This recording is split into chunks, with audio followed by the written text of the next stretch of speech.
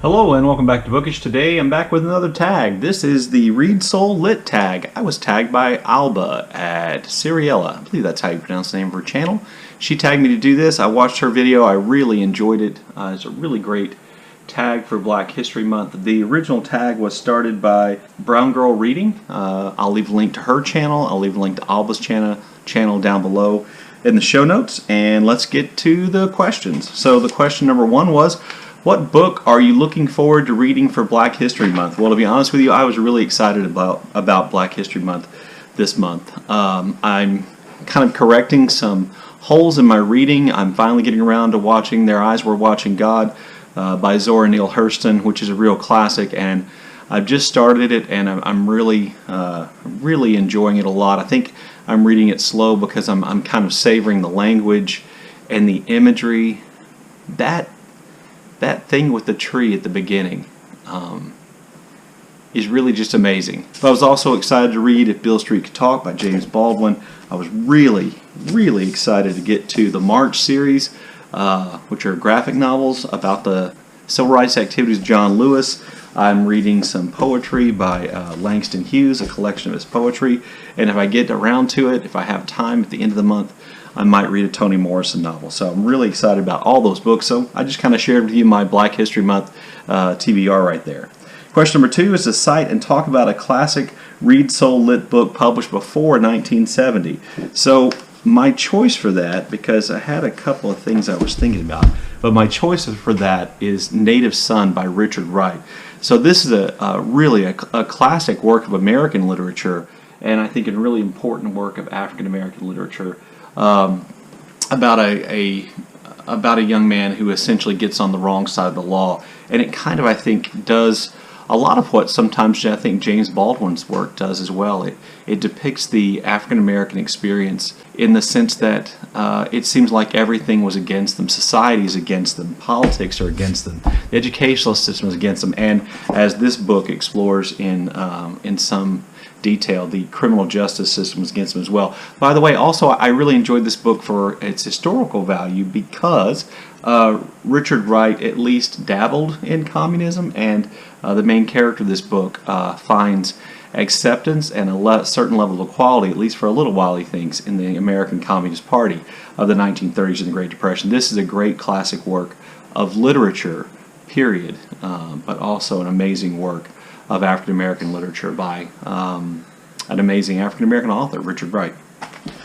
Question three, what ReadSoulLit book would you like to see adapted into a film? And for that, I'm going to go with Colson Whitehead's Underground Railroad. I really like this book. I think I probably read it in 2 days.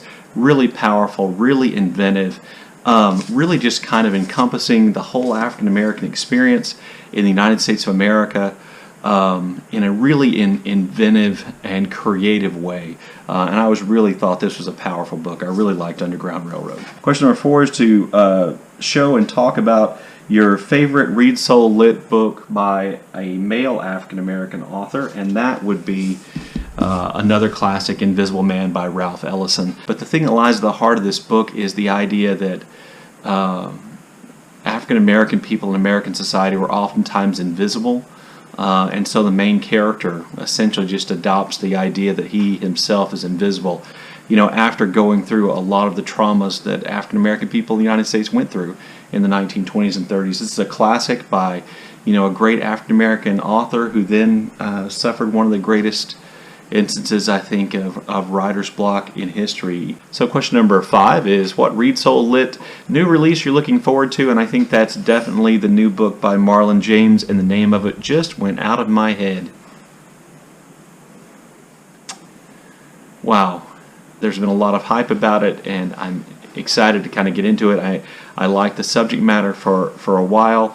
About 10 years ago, I studied quite a bit about sub-Saharan African history in the 1960s, 70s, 80s, and a little bit about African history going essentially back to recorded history. And I understand that this book draws on some themes of African history and culture. Question number six is, which writer do you feel could be the next queen of African American literature? And as the original question somewhat indicates, to me, Toni Morrison was the queen of African American literature, and I really, really loved her work. And but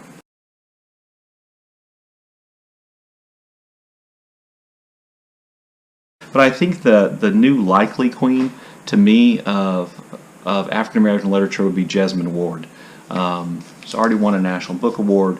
She's already, editing collections of African American writings. I just think, and she works at the university, as did Toni Morrison for a while. I think that just kind of adds up to the Toni Morrison type leadership role she could play in African American literature. Question number 7. What was the last book by an African American author that you gave 4 or 5 stars to? That would be James Baldwin's If Beale Street Could Talk.